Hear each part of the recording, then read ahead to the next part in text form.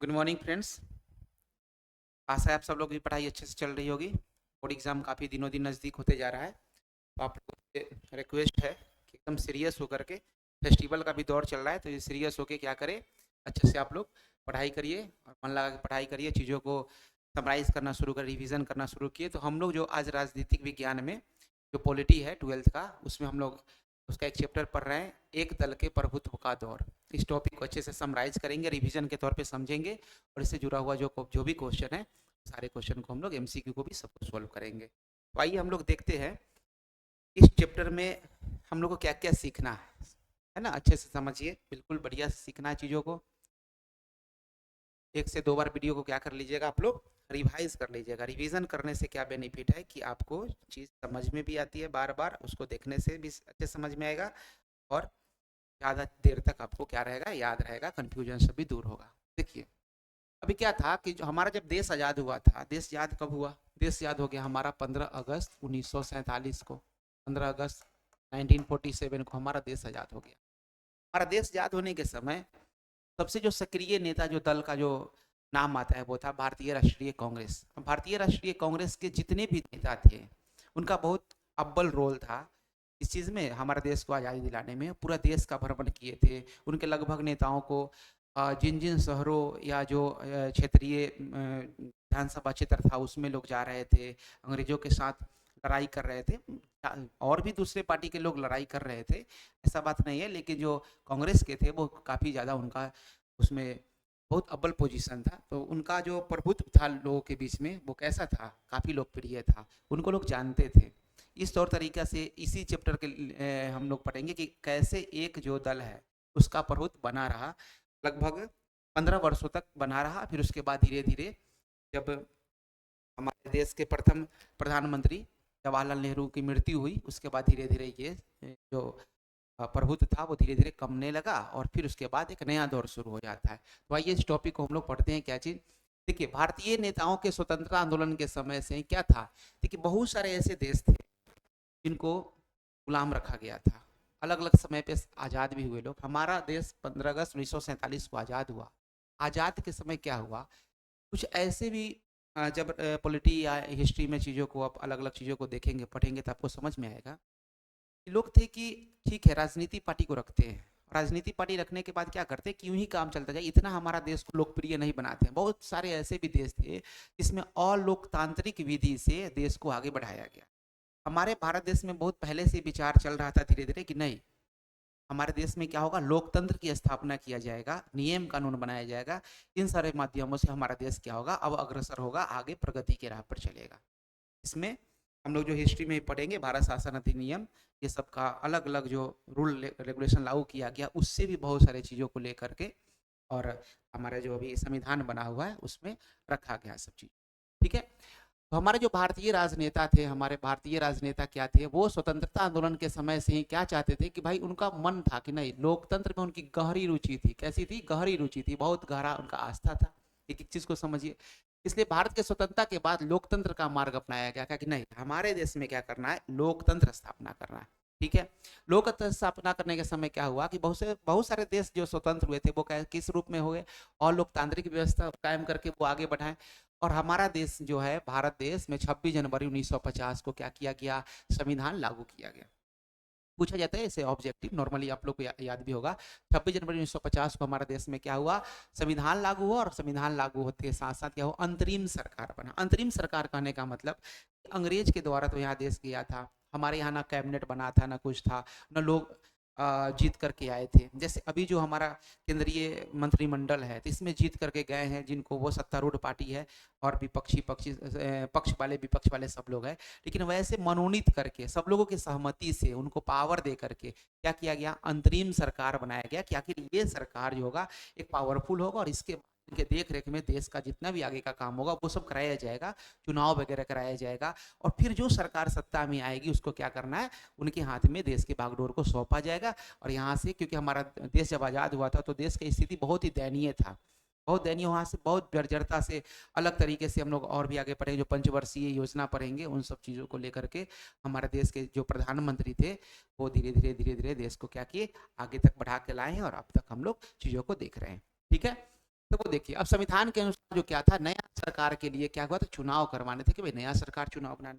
अब सोचिए कि चुनाव होना है, अब चुनाव होना है तो ऐसे तो चुनाव नहीं होगा, चुनावी प्रक्रिया है। हमारे देश में लोग लगभग 15% साक्षर थे, कम्युनिकेशन का अभाव था, अभी तो है ना व्हाट्सअप है, बहुत सारा इंटरनेट के सुविधा से एक चीज़ हो गया है, मीडिया है, टेलीविज़न, ये सब, उस समय वो सब भी काफ़ी ज़्यादा अभाव था। उन सब परिवेश को सामना करने के लिए चुनाव आयोग के लिए बहुत बड़ा चैलेंजिंग था कि कैसे क्या हम मैनेजमेंट करें, देखिए सब चीज़ को करें। हालांकि उन सब के समय में भी इन सब चीज़ को बढ़िया से क्या किया गया, अच्छे से सब चीज़ों को बढ़िया से किया गया, ठीक है।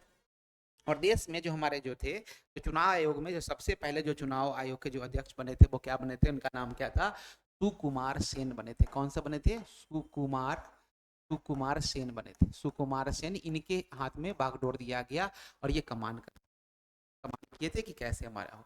26 जनवरी 1950 को चुनाव आयोग का गठन क्या हुआ, चुनाव आयोग का गठन किया जाता है और सुकुमार सेन पहले चुनाव आयुक्त बने, है ना, इलेक्शन कमिश्नर जिसको कहते हैं, भारत देश का बने। कौन बने, सुकुमार सेन बने। अब चुनाव आयोग के सामने बहुत बड़ी चुनौतियां थी, क्या क्या चुनौतियां थी वो देखिए। अब देश का आकार, हमारा देश भारत देश महान देश है, बहुत बड़ा देश है। अब इस देश में क्या था, जनसंख्या भी अधिक थी, जनसंख्या अधिक है, और स्वतंत्र और निष्पक्ष चुनाव कराने का भी चैलेंजिंग था, देश बहुत बड़ा। उसके बाद क्या करना है कि स्वतंत्र मतलब कोई भी किस तरह से इंटरफेरेंस नहीं हो, बढ़िया से क्या हो, चुनाव हो, ये सब कराना था। और चुनाव का क्षेत्र का सीमांकन, सीमांकन करने का मतलब कि जो भी जो सांसद बन के आएंगे वो किस किस एरिया से बन के आएंगे। जैसे होता है ना संसदीय क्षेत्र, जो आप लोग नाम को सुनते होंगे, तो उनका सीमांकन कि किस किस एरिया में बांटना, उसे सीमांकन करना था।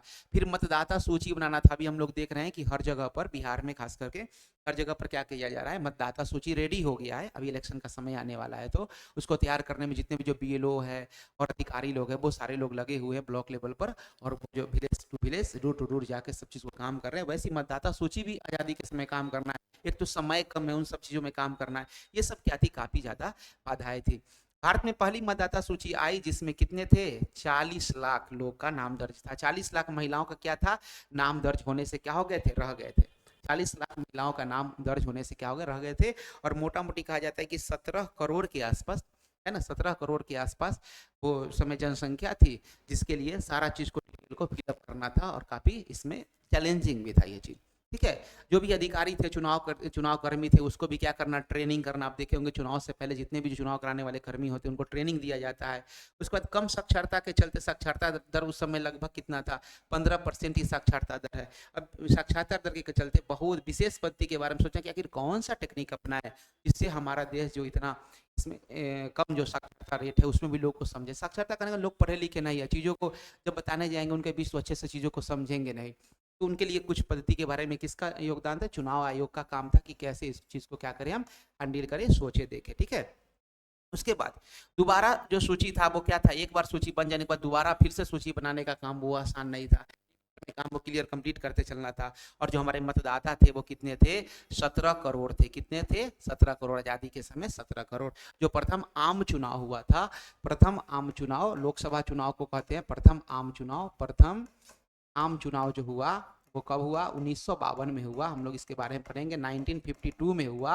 और 1952 में हुआ, उस समय लगभग जो मतदाता थे वो कितने थे, 17 करोड़ थे, 17 करोड़ थे, ठीक है। उसमें जो विधायक कितने सीट पर थे, विधायक कितने थे, 3200 विधायक कितने थे उस समय, 3200 थे, 3200 क्या थे, विधायक थे। इन सब चीज़ों को, डाटा को आप लोग को अच्छे से क्या करना है, याद रखना है, बढ़िया से याद रखना है। विधायक कितने थे, 3200 थे। लोकसभा सांसद कितने थे, 489 थे। फिर आगे चल के दूसरा और तीसरा में 494 किया गया, 5 और बढ़ गया था। और साक्षरता जो मतदाता, साक्षर मतदाता केवल 15% ही क्या थे, साक्षर मतदाता थे। जो वोट देने वाले जो व्यक्ति है, जो साक्षर थे, पढ़ने लिखने का जिनको ज्ञान था, वो इतना ही लोग थे, ठीक है। 3 लाख लोगों को चुनाव की ट्रेनिंग दी गई। कितने लोग को चुनाव की ट्रेनिंग दी गई, 3 लाख। एक एक पॉइंट को याद रखना है, जाकि एमसीक्यू के लिए भी आपको काफी ज्यादा हेल्पफुल होगा। भारत में एक दल प्रभुत्व, दुनिया के अन्य देशों में एक पार्टी में प्रभुत्व इस प्रकार भिन्न रहा। अब देखिए, एक दल का प्रभुत्व रहा, और दुनिया के पूरे देश में देखा गया कि सब में बहुत सारे दल थे। यहाँ भी दल थे, ऐसा नहीं, जनसंघ पार्टी था, सीपीआई थे, ये सब थे। लेकिन जो भारतीय राष्ट्रीय कांग्रेस का जो वर्चस्व रहा आज़ादी के समय से, वो काफ़ी ज़्यादा, समाजवादी पार्टी भी था, वो सब पार्टी का बहुत ज़्यादा क्या रहा, अव्वल पोजीशन था। अब मैक्सिमो में एक बात है, पीआरआई की स्थापना की 1929 में की गई, जिसके मैक्सिमम में 60 वर्षों तक शासन किया। अब 60 वर्षों तक शासन किया गया, परंतु इसका परिणाम क्या था? तानाशाही टाइप से, लोकतांत्रिक नहीं था, अलोकतांत्रिक के तरीके से था। कैसा था? अलोकतांत्रिक के तरीके से था, ठीक है, अलोकतांत्रिक के तरीके से था। और जो पीआरआई है वो क्या है? संस्थागत क्रांतिकारी पार्टी के नाम से इसको कहा जाता था।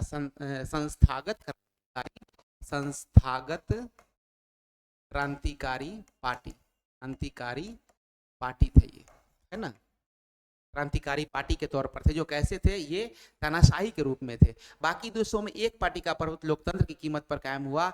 जैसे कुछ कुछ देश का नाम है, चीन है, क्यूबा है, सीरिया है। ऐसे देश में संविधान निर्माण सिर्फ एक पार्टी को अनुमति देते, उसमें क्या रहेगा? केवल और केवल एक ही पार्टी रहेगा। लेकिन हमारे भारत देश में ऐसा नहीं है। हमारे देश में एक से अधिक पार्टी होंगे। जितने भी पार्टियां हैं, कुछ लोग राष्ट्रीय दल तक, कुछ क्षेत्रीय पार्टी हैं, वो सब लोग क्या करेंगे? चुनाव लड़ेंगे, और जिनका बहुमत ज्यादा होगा या गठबंधन करके जिनका बहुमत ज्यादा होगा, वो क्या करेंगे? हमारे देश के सत्ता का बागडोर को संभालेंगे, ठीक है। म्यांमार, बेलारूस और जो इरिट्रिया है, इन देशों में एक पार्टी के प्रभुत्व कानूनी और सैन्य उपायों से कायम हुआ। किसे हुआ? सैन्य के। कुछ ऐसे भी देश हुए जिसमें कहा गया कि क्या करे? सेना का ही शासन रहेगा। इन सब देशों का कुछ एग्जाम्पल आता है आपके बीच में। भारत में एक पार्टी का प्रभुत्व लोकतंत्र एवं स्वतंत्र निष्पक्ष चुनाव के होते हुए रहा। देखिए, अब ये क्यों रहा? कांग्रेस का बार बार नाम आता है, क्योंकि कांग्रेस का हम लोग जानते हैं कि आज़ादी के समय 1885 में इसका स्थापना होता है, एओ ह्यूम के द्वारा, जो रिटायर्ड अंग्रेज अधिकारी थे। और वहां से लेकर के 1885 से लेकर के देश की आज़ादी तक इसका बहुत ज़्यादा रोल रहा। इसके चलते भी क्या था? कांग्रेस का प्रभुत्व बना रहा है। अब आइए हम लोग देखते हैं पहला आम चुनाव के बारे में, कि किस तरीके से हमारे देश में पहला आम चुनाव होता है। क्वेश्चन आपको एग्जामिनेशन में पूछे जाते हैं, ध्यान से चीज़ों को समझते चलते हैं। अब पहला आम चुनाव के समय का क्या क्या मुद्दा था, उसको देखिए। देखिए, ये जो पहला आम चुनाव है, ये पहला आम चुनाव कब होता है? 1952 में होता है। कब होता है? 1952 में होता है, 1952। अक्टूबर 1951 से फरवरी 1952 तक प्रथम पहला जो आम चुनाव होता है वो होता है। पहले 3 जो आम चुनाव है, भारतीय राष्ट्रीय कांग्रेस का प्रभुत्व रहा। कब कब? तीनों कब कब हुआ? एक हुआ 1952 में, उसके बाद 5 साल बाद हुआ 1957 में, और फिर कब हुआ? 1962 में हुआ। 1962 में हुआ। ये दोनों है।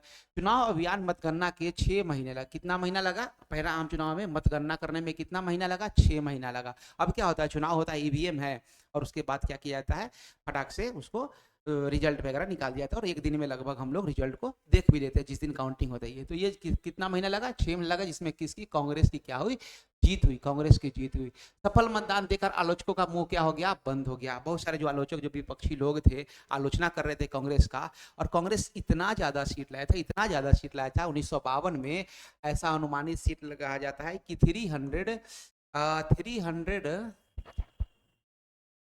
367 के आसपास इतना सीट था। इतना सीटें थी कांग्रेस को, इतना सीटें थी कांग्रेस को। और 1952 में 371 सीटें हो जाती है। 371 सीट कांग्रेस का, ठीक है, इतना सीटें कांग्रेस की होती है। और फिर 1962 में 361, हाँ 361, ये इतना सीटें होती है। इसके समय में, इसके समय में होती है कांग्रेस के, जो 19 जो तीसरा आम चुनाव होता है उस समय में होती है, ठीक है। एक बार बुक से आप लोग डालिएगा, लगभग डाटा ये सही होना चाहिए। और इनका जीत, ये उस समय टोटल सीट कितना था? 489 सीट था। कितना सीट था? 489। अब इस समय सीट कितना था? 489 सीट था। 400 कितना था? 89 सीट। इसके बाद 5 सीट बढ़ता है, तो 1957 के समय था 400, इसके समय कितना था? 400, इसके समय था कितना? 490, इसको क्या लिखेंगे? 490, 494 सीट, और तीसरा में भी था 494 सीट था। और एक ऐसा चीज देखा गया कि जो कांग्रेस का हुआ, तो कांग्रेस के बाद जितने भी जो सीट जो जीतने वाले थे, वो कौन से थे? वो सबके सब निर्दलीय थे। कौन से थे? निर्दलीय को ही आया। और ऐसा कोई भी पार्टी नहीं था जो कांग्रेस जितना सीट ला उसका 10% भी सीट ला सके। तीनों के तीनों जो आम चुनाव था ना, तीनों के तीनों जो आम चुनाव था, वो गजीब क्या था? काफी ज्यादा जबरदस्त आम चुनाव था। ये कब हुआ था? ये हम लोग लिख रहे थे 1957 में। ये तीनों आम चुनाव के बारे में हमने आपको जानकारी दी है, ठीक है। आइए हम लोग आगे चीजों को देखते हैं। अब इसमें कांग्रेस से कितना सीट आता है, 364 सीट आता है। भारतीय कम्युनिस्ट पार्टी को 16 सीट लेकर ये कैसा स्थान पे, दूसरा स्थान पे। जबकि देखा जाए तो जो निर्दलीय था, निर्दलीय मतलब वो किसी भी दल से जुड़े हुए नहीं है, सब लोग अपने अपने क्षेत्र से फ्री होकर कैंडिडेट अपना नॉमिनेशन कराते हैं और चुनाव को जीतते हैं। तो जो निर्दलीय था वो करीब 30-32 के आसपास उनका सीट था। जबकि दूसरे स्थान पर पूछा जाएगा था कौन था, भारतीय कम्युनिस्ट पार्टी, भारतीय कम्युनिस्ट पार्टी। ठीक है, इसी के साथ विधानसभा के आम चुनाव में उसे कांग्रेस की जीत मिला। विधानसभा जो चुनाव हुआ, जो क्षेत्रीय जैसे राज्य के लिए जो चुनाव होता है, राज्य के जो मंत्री बनते हैं विधानसभा चुनाव में, उसमें भी कहा हर जगह मैक्सिमम जगह किसका जीत हो रहा था, कांग्रेस का जीत हो रहा था। कुछ एक जगह केरल वगैरह का नाम आएगा, वहां पे कांग्रेस का जीत हासिल नहीं हुआ था। ठीक है, कोचीन, मद्रास, उड़ीसा के बाद 3 राज्यों में कांग्रेस की सरकार बनी। और 1957 के चुनाव में केरल कम्युनिस्ट पार्टी की सरकार, 1957 में कहां किसका सरकार बनता है, केरल में कम्युनिस्ट पार्टी की सरकार बनती। ये कांग्रेस के लिए बहुत ही ज्यादा क्या था, बहुत ही ज्यादा एक हार टाइप से था। कांग्रेस को 126 में से कितना सीटें मिली, केवल कितना मिली, 60 सीटें मिली थी, केवल 60 सीटें मिली। तो केरल में जो मिला था वो क्या हुआ था, केरल में कम्युनिस्ट पार्टी का सरकार बना था विधानसभा चुनाव में। ठीक है, आइए देखते हैं कांग्रेस के जो प्रभुत्व है उसका कारण क्या था, कांग्रेस के प्रभुत्व का कारण क्या था, मतलब क्यों कांग्रेस के लिए क्या था, बढ़ चढ़ के जो पार्टी ये थी उस समय वो क्यों थी, उसका कुछ कारण आपको एग्जामिनेशन में पूछे जाते हैं, उसको अच्छे से आपको लिखना है। देखिए कांग्रेस के प्रभुत्व का कारण, पहला कारण क्या है, कांग्रेस पार्टी का स्वाधीनता संग्राम में विरासत हासिल की थी। इसके जितने भी जो नेता थे वो सारे के सारे किससे जुड़े हुए थे, स्वाधीनता संग्राम में, आजादी की लड़ाई से जुड़े हुए थे। और उसके बाद तब के दिनों में यह एकमात्र पार्टी थी जिसका संगठन पूरे भारत में क्या था, मजबूत था, पूरे भारत में स्ट्रांग पार्टी थी कांग्रेस। हम लोग देखते भी उस समय कांग्रेस की स्थापना से लेकर पूरा कांग्रेस का विभाजन होता है, सूरत विभाजन, ये सब होते हुए भी अंततः तक कांग्रेस क्या होती है, अपने टीम को बना के रखती है। और अंतरिम सरकार के तौर पे फिर जो पहला सरकार बनता है, दूसरा सरकार बनता है, तीसरा सरकार बनता है, वहां तक कांग्रेस का भागीदारी रहा है 1962 के आसपास तक। ठीक है, 1962 के आसपास तक आजादी की विरासत इनको क्या हुई थी, हासिल हुई थी। इस पार्टी में जवाहरलाल नेहरू जैसे लोकप्रिय नेता थे और करिश्माई नेता थे। ये लोगों के बीच में पॉपुलरिटी करना या बताना किस तरीके से अपने देश के बारे में करना, पढ़े लिखे भी थे तो इनको मालूम था, तो लोग के बीच में जागरूक करते थे, बताते थे। और पार्टी को किस तरह से बॉन्ड बना के रखना है, यूनाइट करके चलना है, वो देखिए।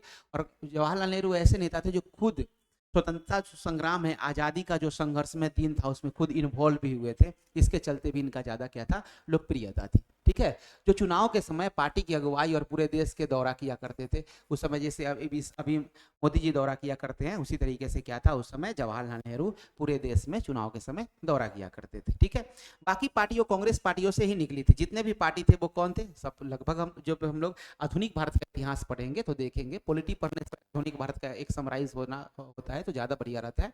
तो उसमें हम लोग देखें कि मैक्सिमम पार्टी जो है वो कांग्रेस से निकली हुई है, कांग्रेस की ब्रांच है उसे निकली हुई है, अलग पार्टी जो लोगों ने बनाए थे। कांग्रेस एक ऐसी पार्टी थी जो सभी के साथ लेकर चलती थी, जिसे हिंदू हो, मुस्लिम हो, अमीर हो, गरीब हो, वामपंथ हो, दक्षिण पंथ हो, नरमपंथी हो, गरीब पंथी हो, मजदूर, किसान, उद्योगपति, ये सब जितने जो लोग हैं सबको लेकर चलने वाली जो पार्टी थी वो कौन सी पार्टी थी, वो कांग्रेस पार्टी थी। और कांग्रेस में विभिन्न वर्गों में हुए विवादों को सुलझाने के लिए भी क्या थे, इनके लीडर लोग काफी जाने जाते थे, लोकप्रिय थे।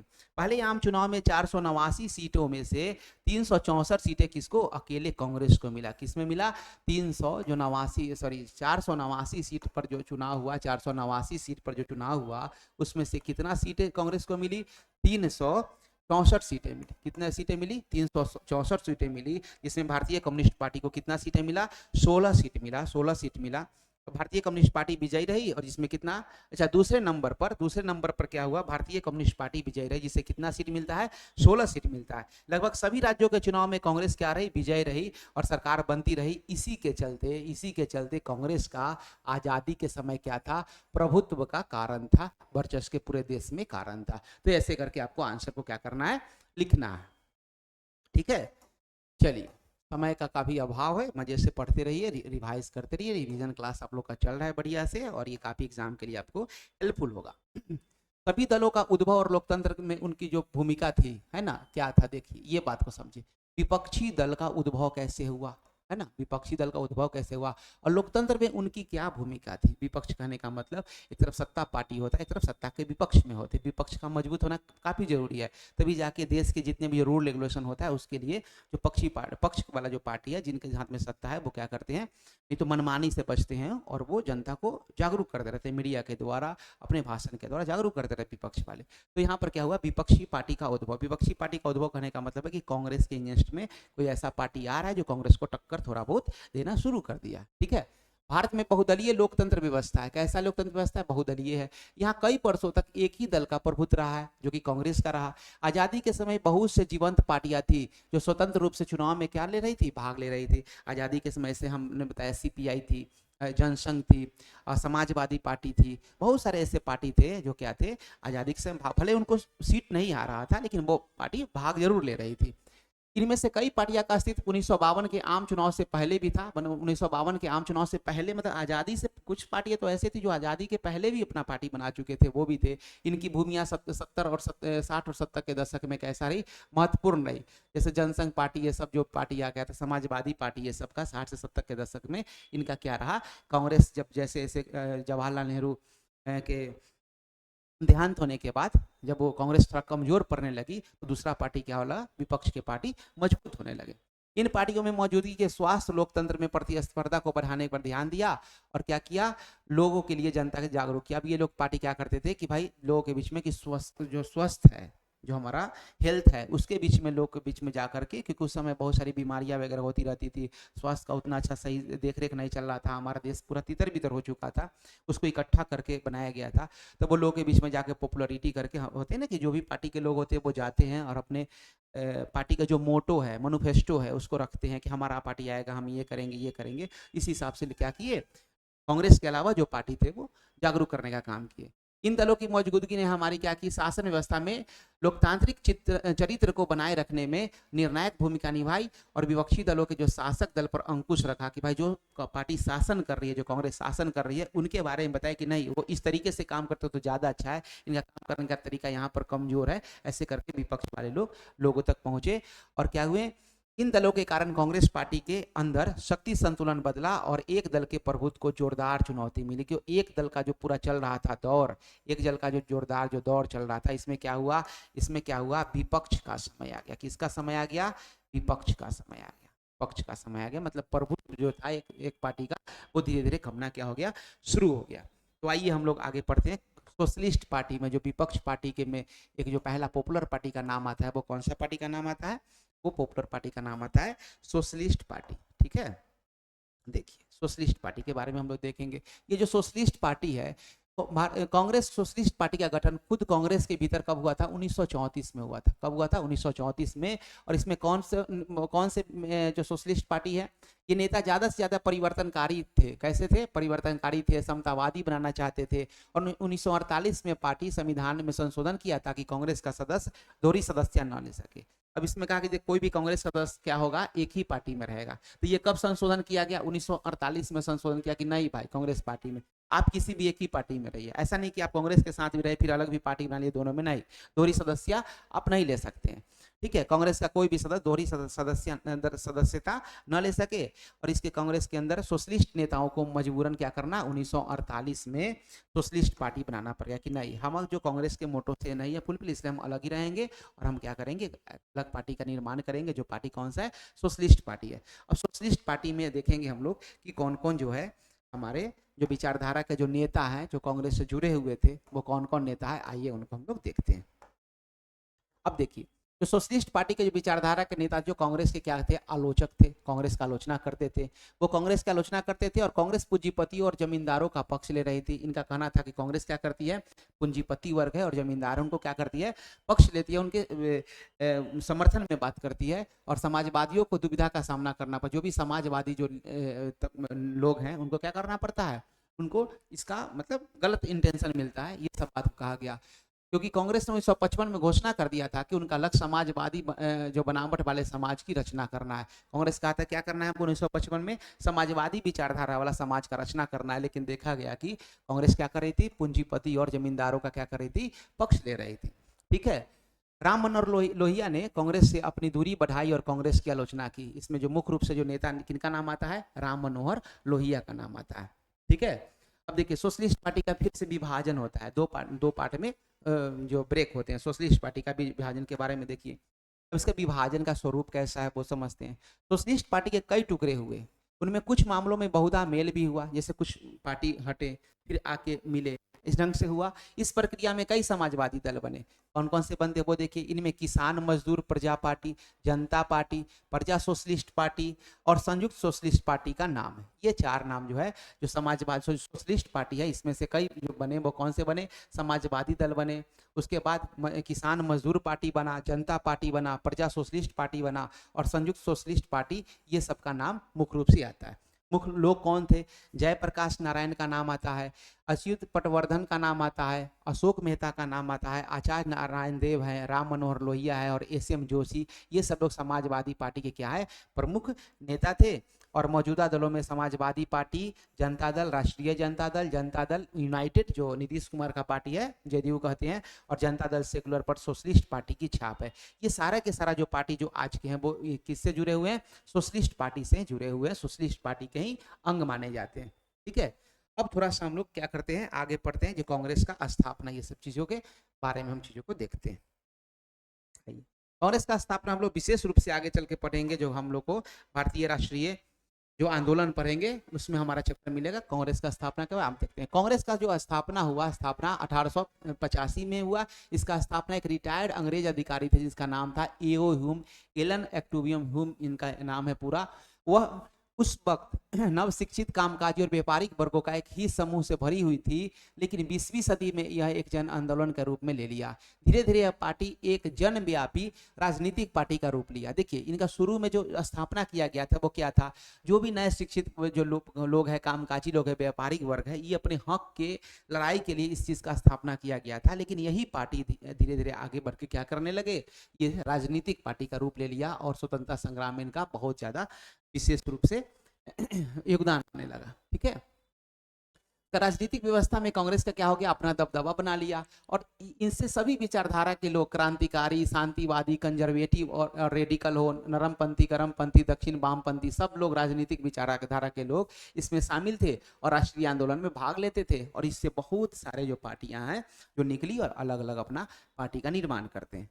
ठीक है, अब आते हम लोग जो पढ़ते हैं, आपसे पूछा जाता है कम्युनिस्ट पार्टी के, जो ये बिल्कुल समराइज करके नोट्स आपको दिया गया एग्जामिनेशन व्यू से, आपको काफी हेल्पफुल होंगे, है ना। और क्वेश्चन भी वगैरह भी बनाएंगे तो हम लोग देखेंगे और सारा टॉपिक को भी हम लोग अच्छे से रिवाइज करेंगे। अब देखिए, communist party of India, communist party of India करने का मतलब हो गया CPI, CPI communist party of India, CPI. देखिए, रूस के वोल्वेस्की क्रांति से प्रेरित होकर 1920 के दशक में भारत के विभिन्न हिस्सों में साम्यवादी समूह उभरे। कैसे समूह उभरे, साम्यवादी समूह उभरे। अब इनका देखिए, 1935 के साम्यवादियों ने कांग्रेस के दायरा में रहकर कार्य किया, कि कांग्रेस के अंडर में थे पहले, लेकिन कांग्रेस से ये साम्यवादी 1941 दिसंबर में अलग हो गए। और इस समय साम्यवादियों की नाजी जो थे, जर्मनी में क्या कहलाया था, नाजी कहते थे, इसके खिलाफ लड़ रहे थे और ब्रिटेन का समर्थन देने का फैसला किया, कि ब्रिटेन का हम लोग समर्थन किए, जो जर्मनी का जो मामला था उसमें।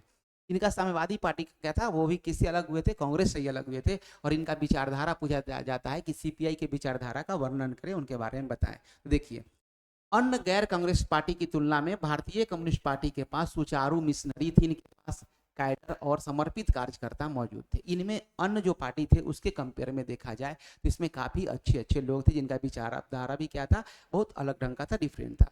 इस पार्टी का मानना था कि जो 1947 में आजाद हुआ है वह सच्ची आजादी नहीं है, मतलब केवल आजादी मिलने से आजादी नहीं है। बहुत सारा है ना समाज के अंदर में जो प्रोसेस, जातिवाद है, कोई बहुत पैसा वाला है, किसके पास बहुत ज्यादा धन दौलत है, किसके पास बहुत ज्यादा जमीन है, मतलब बहुत ज्यादा उतार चढ़ाव है, वो उस चीज को क्या करते थे, ये एक तरह से समान रूप से लाना चाहते थे। इस विचार के साथ पार्टी तेलंगाना में हिंसक विद्रोह को बढ़ावा दिया।